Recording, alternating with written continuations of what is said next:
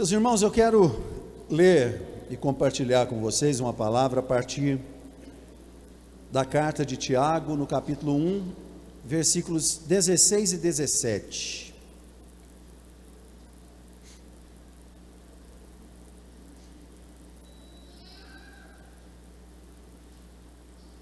Tiago, capítulo 1, versículos 16 e 17. Diz assim a palavra do Senhor. Vou esperar um pouquinho mais. Estou ouvindo a Bíblia folheando aí, esse barulho é tão lindo. Tiago já está mais lá perto de Apocalipse, assim, já está mais para o fim, lá perto de Hebreus, enfim. Carta de Tiago, capítulo 1, versículos 16 e 17. Diz assim a palavra do Senhor: não erreis, meus amados irmãos. Toda a boa dádiva e todo o dom perfeito vem do alto, descendo do Pai das luzes, em quem não há mudança nem sombra de variação. Glória a Deus. Esse é o Deus a quem nós servimos, esse é o nosso Deus. Existe uma versão aí que o nosso vice-pastor Célio aqui gosta muito de usar, é a nova versão transformadora, né? Você que gosta de ter muitas versões da Bíblia aí, nova versão transformadora é uma boa versão. Ela diz assim: não se deixem enganar. Aqui nessa versão corrigida que eu li, não erreis, meus amados irmãos. Na nova versão transformadora diz: não se deixem enganar. É muito importante a gente pensar que ele coloca um ponto final nesse assunto, né, no versículo 16. Todo mundo sabe que ponto final encerra uma sentença. E a sentença única ali do versículo 16 é essa: não se deixem enganar, não erreis. Depois, é claro, ele segue dizendo, né, sobre que Deus dá dádivas perfeitas, toda bondade vem do Senhor.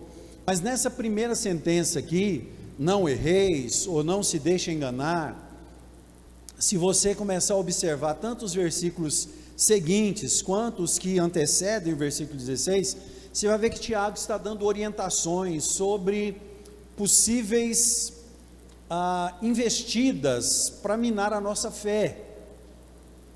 E é muito interessante a gente pensar que há uma investida infernal, uma investida realmente dos infernos contra a nossa fé, contra a nossa comunhão com Deus. Deus abençoe, Carlos. O mundo e o inimigo das nossas almas e até a nossa carne,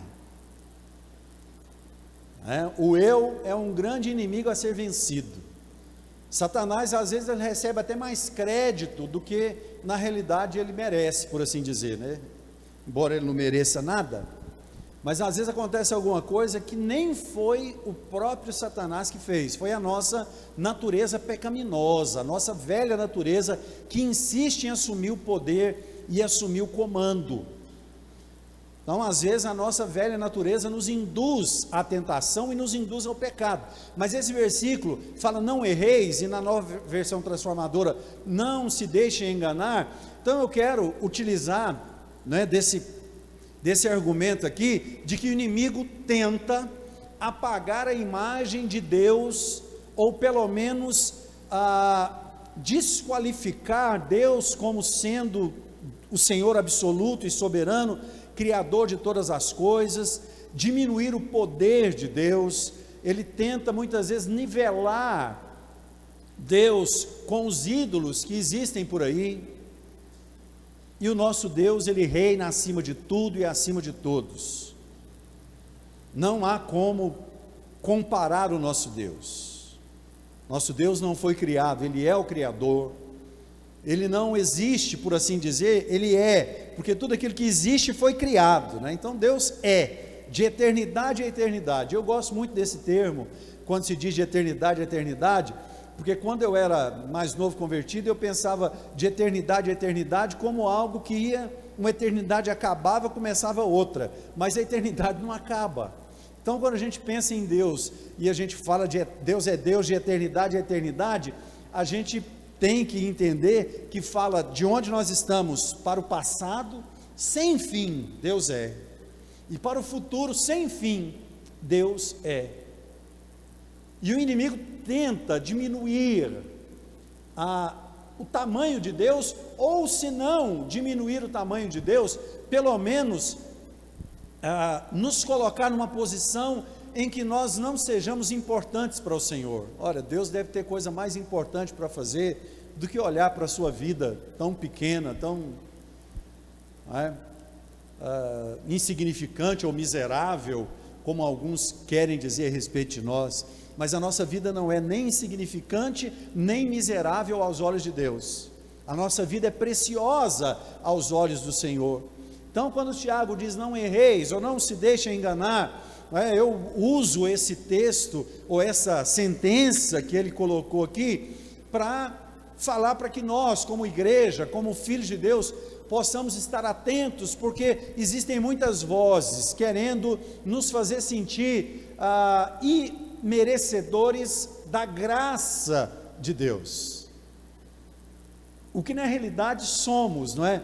Mas a palavra graça quer dizer favor imerecido. Eu ouvi um trocadilho outro dia sobre graça e misericórdia, né? Eu nunca esqueci disso. O pregador estava dizendo que misericórdia é nós não recebermos aquilo que merecemos. Isso é misericórdia. Às vezes a gente erra, faz alguma coisa errada, e pela misericórdia de Deus, Ele nos perdoa, nos preserva. Agora, usando aqui o termo que Paulo usa em Gálatas, né? Não se enganem, tudo que o homem semear, isso também ceifará. Não fica pensando que a misericórdia de Deus, Deus é misericordioso, então eu vou pecar, porque Deus vai me perdoar. O pecado, irmãos, ele é perdoado, mas as consequências ficam, e muitas delas acompanham a pessoa a vida toda. Embora Davi tenha sido chamado pelo próprio Deus de um homem segundo o meu coração, o pecado de Davi, mandando matar Urias ali, de tabela, ele ordenou que Urias fosse colocado na frente da batalha, porque ele havia engravidado a mulher dele, chamada Betseba. Isso trouxe consequências para o resto da vida de Davi. Quando o profeta Natã chegou para ele, eu não sei se todo mundo conhece essa história, né? O rei Davi, grande conquistador, grande rei, homem de Deus, profeta, um dia se encantou por uma mulher que ele viu de cima do seu palácio aí, ela estava se banhando lá, ele interessou por aquela mulher, e quando o povo foi pedir um rei, para Deus, e Samuel se sentiu rejeitado, Deus falou: vocês não estão rejeitando a você, Samuel, estão rejeitando a mim, porque eu sou o rei deles. Então vai lá e fala para eles que é o seguinte: tá, vocês vão ter um rei, eu vou dar um rei para vocês, mas ele vai tomar as mulheres de vocês, as filhas de vocês, ele vai pegar os seus filhos para levar para o exército. E Deus começou a falar o poder que o rei tinha. E quando o rei Davi viu Batseba tomando banho, e ele se interessou por ela, ele falou assim: vai lá e manda trazer Batseba. Aliás, ela nem parece nome dela na Bíblia, porque Bate é filha, assim como Bar é filho, Bartimeu, filho de Timeu, né? Simão, Bar Jonas, Simão, filho de Jonas. Isso, Bar é o masculino de filho, Bate é o feminino de filho. Então, Batseba provavelmente é filha de Seba, certo? Vai lá e busca Batseba para ela ter uma audiência comigo. O rei mandou, não tinha isso, ela teve que ir. E ele então, de alguma forma, se relacionou com ela, e o marido dela estava para a guerra, e ela ficou grávida, e Davi mandou trazer o marido dela de volta da guerra, e o marido dela veio contrariado, era um homem muito honrado, chamado Urias, e Davi trouxe aquele homem com a ordem de falar para ele: não, vem, fique com a sua família, dá um tempo, descansa aí. E ele falou assim: como é que eu posso ficar na minha casa, dormir com a minha mulher, enquanto os meus irmãos estão lá na guerra? Eu não posso fazer um negócio desse. Embebedaram Urias. Urias dormiu na porta da casa dele, mas ele não entrou dentro da casa dele. Isso é honra. No outro dia, viram que não deu certo trazer ele. O rei escreveu um bilhete falando assim: ó, quando a batalha estiver mais ardente, vocês coloquem Urias lá na frente da batalha. Então o comandante recebeu essa ordem, e quando a batalha estava no momento mais árduo, eles colocaram Urias lá na frente da batalha, e não deu outra, ele foi morto. Davi assume Batseba, o filho que ele engravida ela morre, mas antes disso, o profeta Natan chega, pede uma audiência com o rei. O profeta Natan era de casa, né? O profeta do rei lá. Aí chega para o rei e fala: rei, eu tenho uma causa para o senhor julgar. E o rei está lá no trono, absoluto, imponente. Pois não, Natan? Fala aí, rapaz. Qual é a sua causa? Não, é porque tem um homem aí que tem muitas ovelhas. Muitas ovelhas. Um homem de posse. E tem um outro, vizinho dele, que só tem uma ovelhinha.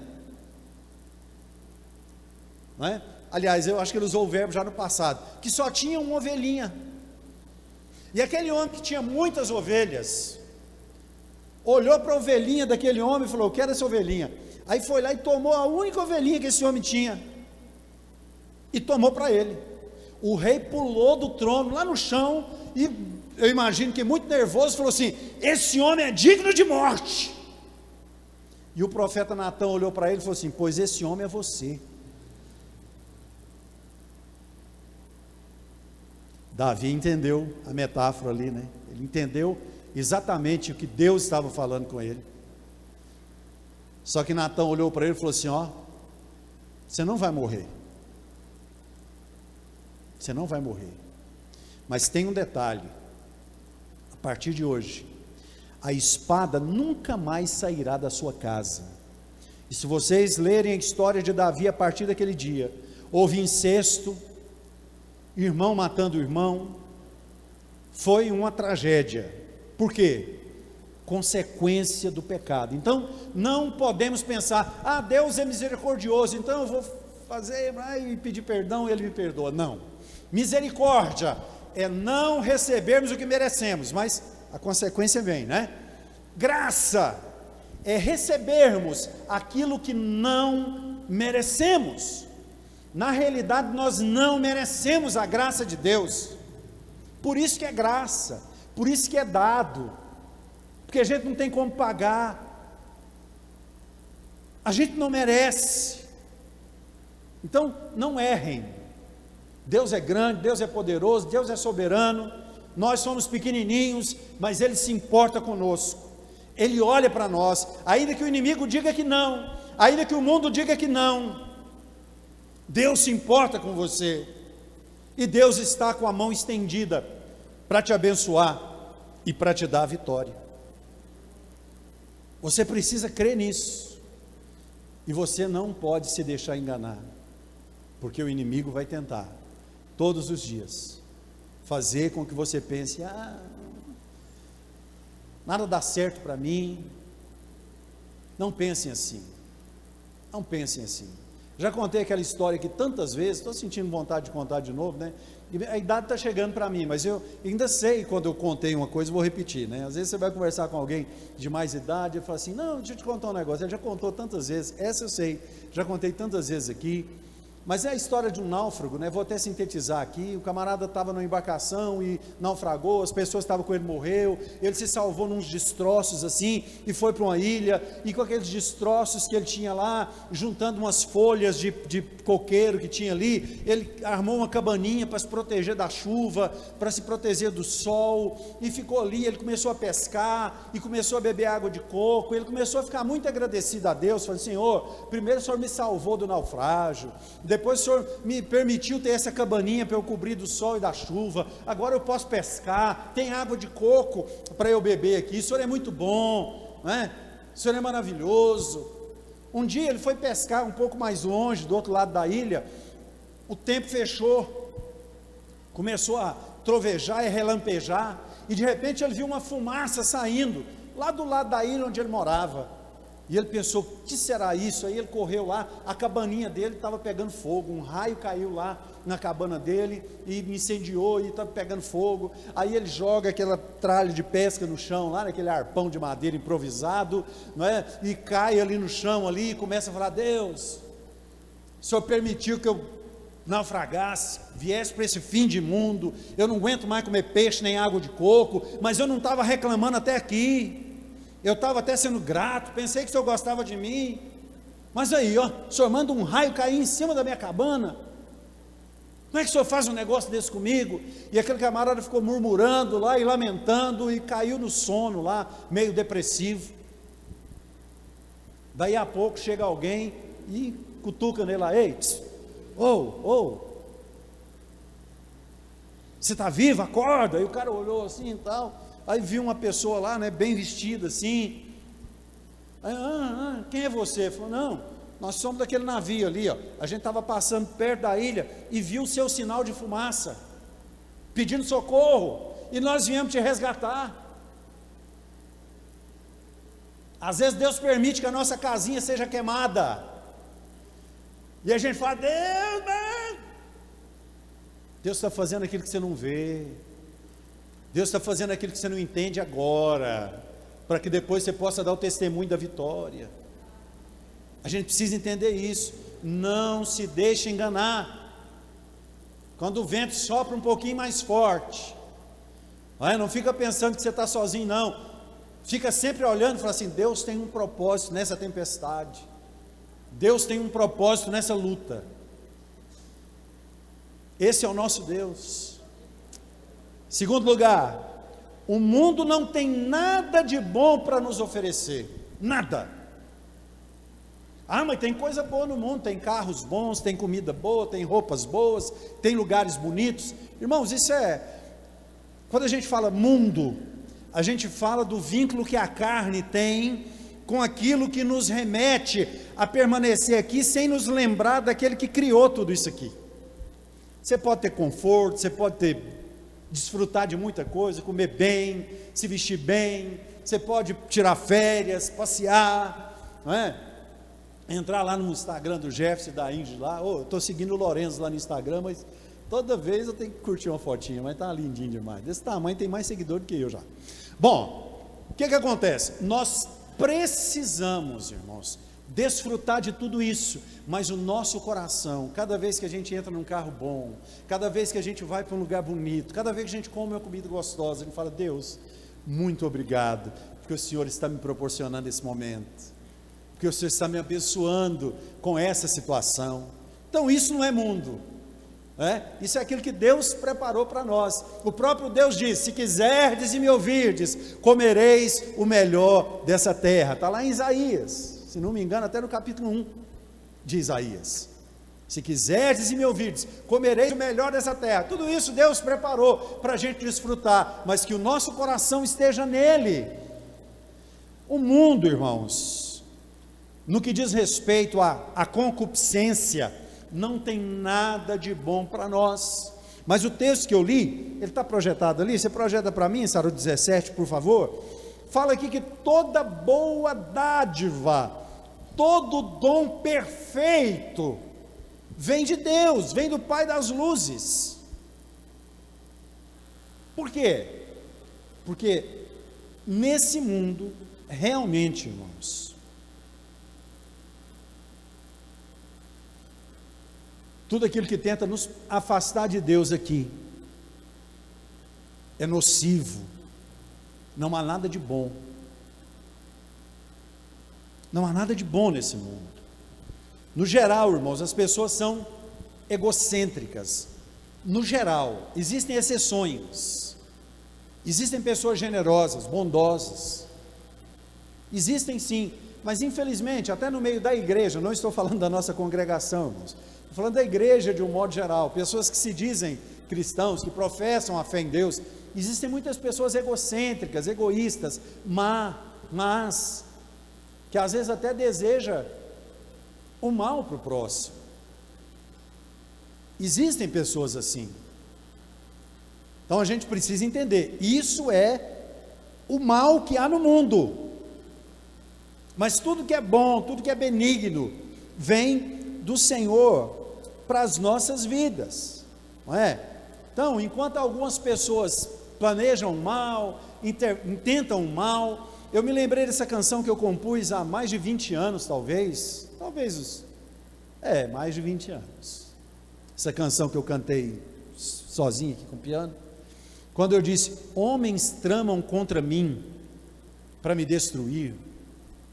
Irmãos, a gente congregou numa igreja, eu era assalariado lá, e a igreja comprou uma casa com um barracão no fundo, e o pastor da igreja me colocou para morar na frente, né, com a minha família lá, e colocou um outro obreiro para morar no fundo. Parece que, não sei se a pessoa se sentiu diminuído ou tal, sei que para ir para a casa dele, ele tinha que passar do lado da nossa casa, assim, no corredor, congregava comigo, dava paz do Senhor para mim na igreja. Aí tinha uma calha, que no portãozinho para entrar para a casa deles no fundo assim, ficava caindo a água da calha. Ele tinha a coragem de chegar lá e colocar uma lata de tinta de metal de fundo para cima, embaixo de onde a água caía, se estivesse chovendo à noite, só para ficar fazendo aquele barulho da lata lá do lado da janela do meu quarto. Então, infelizmente, irmãos, existem situações que a gente fica pensando, meu Deus, mas para que isso? Então, quando eu compus essa canção, isso foi um exemplo que eu citei, a perseguição foi grande durante muito tempo. Quando eu compus essa canção, eu compus exatamente dizendo, né, homens tramam contra mim, para me destruir, mas não vou ceder. Vida que segue, né? Cada um foi para o seu canto, espero que ele esteja bem onde estiver, né? Nós estamos muito bem onde estamos, graças a Deus. Então a gente precisa perceber isso e não deixar o nosso coração fazer o jogo, entrar no jogo, não é? Deixa para lá. A Deus pertence a vingança. Faça o que é bom. Deixa o seu coração fazer aquilo que vai fazer as pessoas se sentirem constrangidas. Mas não é possível. Não é possível que você fez isso comigo. Não é possível que você foi tão bom assim. Já que eu estou lembrando das historinhas antigas, essa talvez eu tenha contado depois que eu dirijo aqui, mas tem algumas histórias morais, não sei se essa é verdade ou não, mas que me impactam profundamente. Uma mulher, tipo uma executiva, uma mulher bem-sucedida, foi pegar um voo, né, tal, aí foi para o aeroporto um pouco mais cedo, fez o check-in, tinha que esperar o avião, a hora de entrar no avião, a hora do embarque. Ela foi e sentou num banquinho para ler um livro que ela havia comprado lá na livraria do aeroporto. Do lado dela tinha um senhor também lendo um livro lá. Aí ela chegou, abriu o livro dela, começou a ler. Daqui a pouco ela olhou para o lado e pegou um biscoito, um pacote, e começou a comer. Passou um pouquinho, aquele homem que estava lendo do lado dela, enfiou a mão no pacote de biscoito e pegou um também. Ela deu uma olhada assim na visão periférica e falou assim, não acredito, não é possível, como é que pode um negócio desse? Hoje é meu dia mesmo, né? Continua lendo, vai lá, pega um biscoito lá, passa um pouco, o homem que está lá do lado, vai lá, enfia a mão no pacote, pega um, começa a comer. E aquilo vai dando nos nervos da mulher, e ela se contém, fala, não vou falar nada não, deixa. De repente ficou 2 biscoitos lá no pacote assim, tal. Aí o cara foi, pegou o pacote de biscoito, fez assim para ela. Ela, sem saber o que fazer de raiva, enfiou a mão lá, mantendo a classe, pegou aquele biscoito, ele pegou o último pacote de biscoito, embolou, jogou na lixeira, comeram ali, chegou a hora do voo, ela entrou para o voo, o cara foi embora para o lado dele. Quando ela está no avião, ela foi mexer na bolsa para pegar um batom, alguma coisa ali, ela olhou lá, e dentro da bolsa estava o pacote de biscoito dela. Ela estava comendo biscoito do pacote do homem que estava do lado dela. Ela tinha comprado um pacote de biscoito igual, sentou, começou a ler, viu o pacote de biscoito lá, talvez na sua concentração não percebeu que não era ela que tinha aberto aquele biscoito, enfiou a mão lá e foi comendo como se fosse dela, e sentindo raiva do outro. Imagino que essa mulher deve ter sentido, quando voltou a cena do homem pegando o pacote de biscoito, oferecendo para ela, com toda a educação. Então, irmãos, toda boa dádiva vem do Senhor, e a gente precisa entender que, se essa lei existe, e ela existe, tudo que vai e volta, lei de Newton, tudo que sobe e desce, a gente precisa então guardar o nosso coração, para que a gente possa fazer o bem. Em terceiro lugar, irmãos, aí sim, o que eu quero falar para a igreja é o seguinte: Deus não muda. Deus não muda, irmãos. Ainda que a gente sofra, eu falei de um pedacinho de um testemunho pessoal, você deve ter sofrido as suas perseguições, ou as suas desilusões na vida, e muitas vezes, eu disse aqui, Deus não muda, falando de nós, muitas vezes a pessoa até é boa, até é generosa, mas de tanto ela fazer o bem, e às vezes as pessoas não retribuir, ou até fazer o mal. Não sei quem me contou, acho que foi o Jefferson, do amigo que comprou lá no supermercado uma compra. Foi, Jefferson? Seu irmão? O Jefferson me contou essa semana, a gente esteve junto. O Jefferson disse que o irmão dele foi no supermercado fazer umas compras lá, enfim, não sei a quantidade de coisas que ele comprou, mas o que acontece? Tinha um camarada pedindo umas coisas lá no supermercado. Aí o irmão do Jefferson pegou e falou assim: não, eu vou pagar isso para você, pega aí. Aí o cara pôs a compra lá, o irmão do Jefferson foi, pagou a compra dele, pagou a compra do camarada, certo? Guardou o cartão, foi para o carro. Chegando no carro, ele lembrou que tinha esquecido as compras dele lá no caixa. Foi lá buscar. Quando chegou lá, cadê as compras? Aí o pessoal do caixa, não, aquele rapaz que estava aqui levou.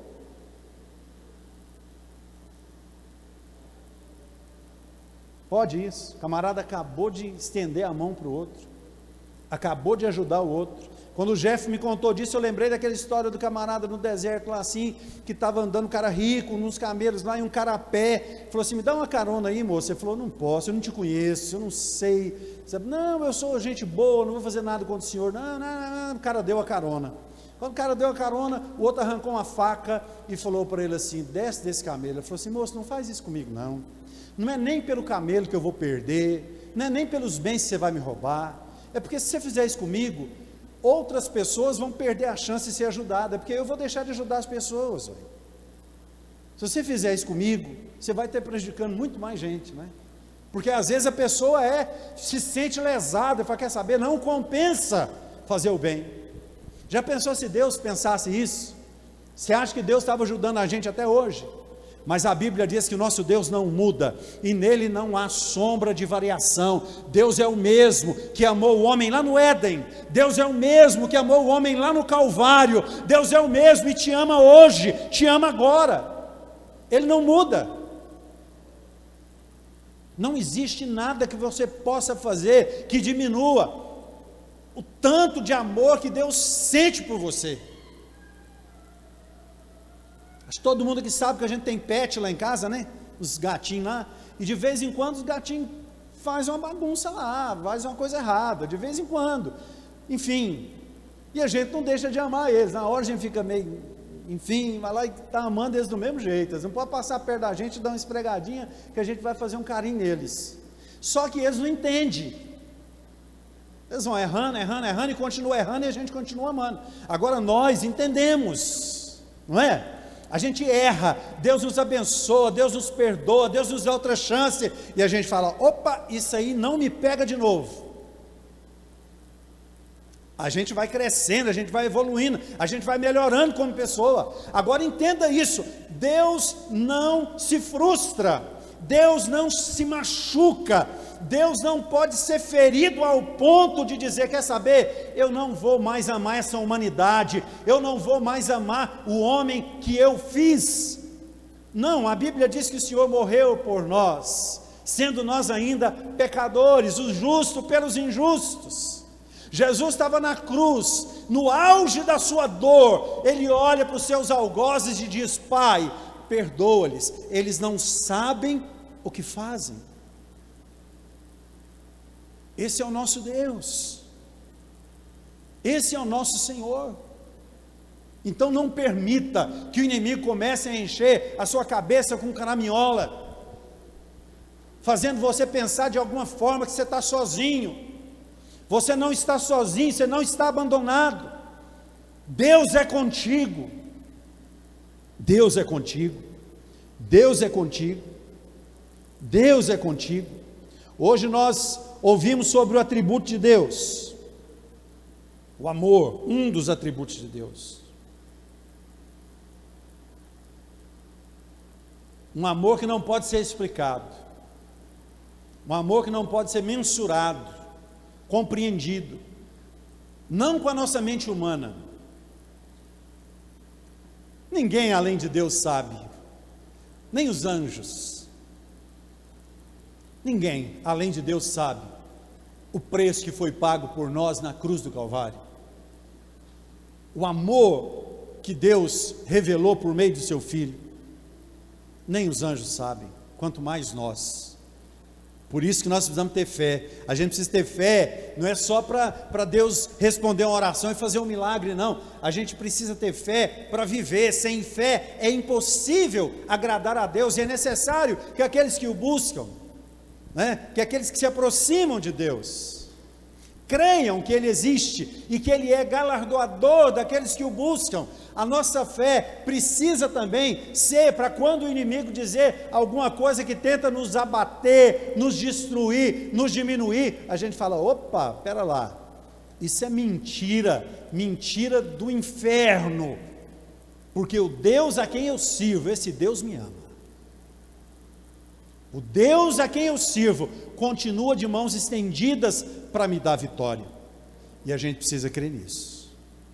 E por último, irmãos, por último, em Deus não há variação. O ser humano pode mudar a sua visão e até alterar o seu compromisso em relação a Deus. Às vezes a pessoa promete tanta coisa e fala, eu vou fazer isso para Deus, eu vou fazer aquilo outro para Deus, eu vou fazer não sei o quê, e com o passar do tempo, isso acontece muito quando a pessoa começa a ganhar dinheiro, por exemplo. Deus, o Senhor me abençoe, estou começando esse negócio aí, se o Senhor abrir a porta, eu vou ajudar a sua obra, eu vou fazer, o Senhor vai ver, eu vou ajudar a sua obra, Senhor. Aí Deus abre a porta, a pessoa começa a ganhar dinheiro, fica sem tempo até de ir nos cultos. Quem dirá fazer alguma coisa para Deus? A coisa vai tomando conta, e Deus vai ficando em segundo plano. Então o homem, ele até varia nessa situação, né? O homem tem essa sombra de variação, faz muita promessa, mas às vezes não consegue cumprir, às vezes não consegue. Agora o nosso Deus não. Todos os sonhos e projetos de Deus em relação à sua vida ainda estão vigentes. O projeto que Deus estabeleceu para a sua vida ainda está de pé. Lá em Jeremias 29, a palavra diz, eu é que sei que pensamentos tenho a vosso respeito, pensamentos de paz e não de mal, para vos dar o fim que desejais. O mundo esqueceu José. Falei sobre José, talvez essa semana, não sei se falei sobre José esses dias. O mundo esqueceu José. Deus deu sonhos para José lá na adolescência dele. Muitos sonhos. O chamado José do Egito, né? Ele não era do Egito não, mas Deus deu muitos sonhos para ele na adolescência. O tempo passou, foi vendido como escravo, foi lançado na prisão, foi esquecido lá na prisão. A humanidade, o mundo, as pessoas, a família esqueceu de José, mas Deus não. Talvez você olha, eu não falo a respeito dos meus sonhos, só falo que os tenho, e eu tenho muitos. Deus pode realizá-los ou não, eu continuo fiel ao meu Deus, não estou servindo Ele a troco de nada. Pode ser que eu consiga realizar algumas coisas ainda na vida, pode ser que não, mas uma coisa é certa, minha fé continuará firme no Senhor. Isso é um fato, certo? José estava lá esquecido pelos homens, mas Deus se lembrou de José na prisão, e ele veio a ser o governador da maior potência da época. A maior potência mundial da época esteve sob o comando de José. Ainda que as pessoas que fizeram promessa para você, ainda que você se sinta esquecido de alguma forma por alguém, será que eles não estão vendo o meu sofrimento? Será que eles não estão vendo a minha luta? Será que eles não estão me vendo? Podem até ter esquecido, mas Deus não. Deus não. Davi foi rejeitado pela família dele. Como Davi foi rejeitado? Foi rejeitado quando Deus mandou Samuel ungir um rei para a nação de Israel. O profeta Samuel foi lá na casa de Jessé e contou a história para Jessé. Jessé, eu estou aqui até meio escondido. Eu falei que eu vim oferecer sacrifício, porque se Saul souber o que eu vim fazer, manda me matar. Mas acontece é que Deus vai ungir um novo rei para a nação de Israel, e é na sua casa. Jessé na hora pensou, falou, deve ser Abinadab, mandou chamar. Samuel olhou aquele homenzarrão, forte e tal. Samuel pensou, opa, Deus falou, não é esse não.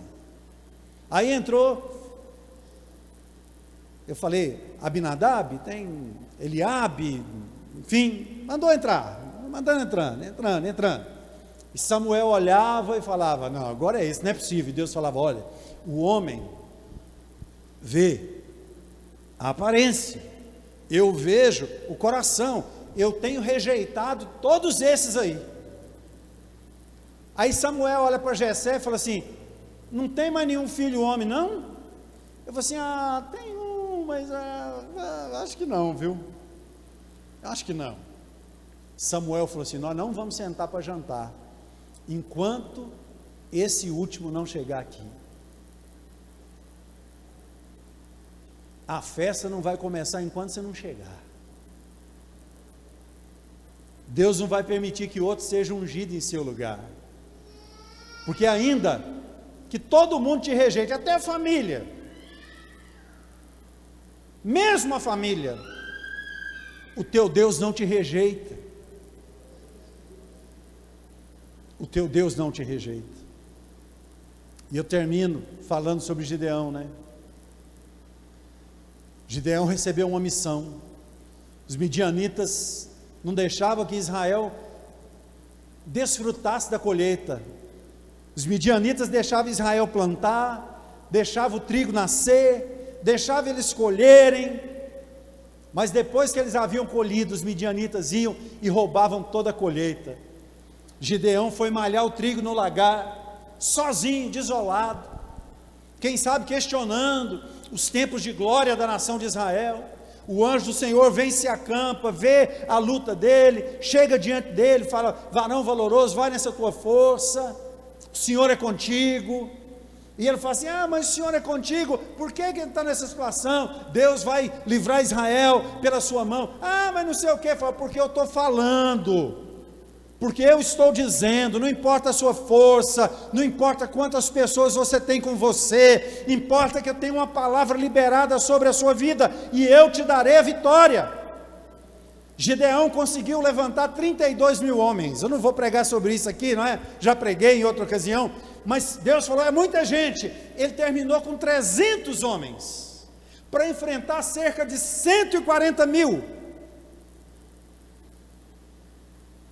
Às vezes a gente olha para a guerra, para a batalha, e olha para a nossa estrutura, ou para os nossos recursos, e a gente fala, o que eu tenho é tão pouco, a batalha é tão grande. Eu quero te dizer uma coisa para terminar aqui, Gideão não tinha apenas 300 homens, Gideão tinha Deus. Você não tem apenas aquilo que você acha que tem, você tem Deus, aquele que tem poder e recursos ilimitados, aquele que abre portas e fecha portas, aquele que cria situações e circunstâncias para que nós possamos experimentar e vivenciar a vitória. Que nessa noite você coloque essa palavra no seu coração. Se você não lembrar de tudo que eu disse, lembra pelo menos isso: nosso Deus não muda, o projeto dele para a sua vida ainda está de pé, ele não tem variação a ponto de mudar de ideia. Fala, quer saber? Não, desisti da Laudete. Pode ficar tranquilo, Laudete, você nunca viu o visto de Deus, nunca. Terceiro, lembre-se, ainda que todos se esqueçam de você, te rejeitem, Deus não te esquece nem te rejeita. Ainda que você olhe para a sua situação e diga, eu sou muito pequeno, o que eu tenho é muito pouco, você precisa saber que o que você tem, ou o que você pensa que tem, não é tudo. Na realidade, o que você tem é Deus, e com Ele a vitória é nossa, pelo sangue de Jesus. Vamos ficar de pé, vamos orar, apresentando a nossa vida ao Senhor. Glória ao nosso Deus. Guarde essa palavra no seu coração, receba essa palavra, e agora nós vamos orar. Eu quero orar por você, mas eu quero orar também com você. Diga ao Senhor, fala, Senhor, eu creio que o Senhor não se esquece de mim, eu creio que o Senhor não me rejeita, eu creio que além de todos os recursos que eu tenho, escassos ou vastos, além de tudo isso eu tenho o Senhor. Diga isso a Ele nessa noite. Pai, eu quero te agradecer pela oportunidade de estarmos aqui, Pai. Ó Deus, tendo a oportunidade de cantar louvores ao Teu nome, tendo a oportunidade, ó Pai, de receber uma palavra ministrada pelo Senhor, diretamente no nosso coração. Em nome de Jesus, Pai, eu peço que o Senhor venha sobre cada um daqueles que estão aqui, e que se enquadraram em pelo menos um dos quesitos que nós mencionamos aqui nessa noite, ou quem sabe em todos, não é? Todos nós somos carentes, necessitados do Senhor. Que o Senhor, pela Tua bondade e pela Tua misericórdia, Pai, nos dê a vitória, que o Senhor abra portas, que o Senhor nos mantenha de pé, que o Senhor nos faça ver verdadeiramente o Teu agir, e que o Senhor, em nome de Jesus, nos faça triunfar, ó Pai, dentro do projeto que o Senhor tem para a nossa vida. Este é o nosso clamor e a nossa oração ao Senhor, Pai. Abençoa a Tua igreja, abençoa os Teus filhos, cada família representada aqui, cada família, Pai, em nome de Jesus é a nossa oração, em nome de Jesus, receba a Tua bênção e a Tua vitória, em nome de Jesus. Que você tenha uma semana abençoada por Deus, que você seja surpreendido pela ação de Deus, ou por um milagre nessa semana, pela resposta de uma oração que você tem colocado diante de Deus. Que Deus te dê a oportunidade de você experimentar, não é? Experienciar o sobrenatural nessa semana. Que Deus preserve a sua saúde, que Deus esteja te preservando, em nome de Jesus, preservando a sua casa e a sua família.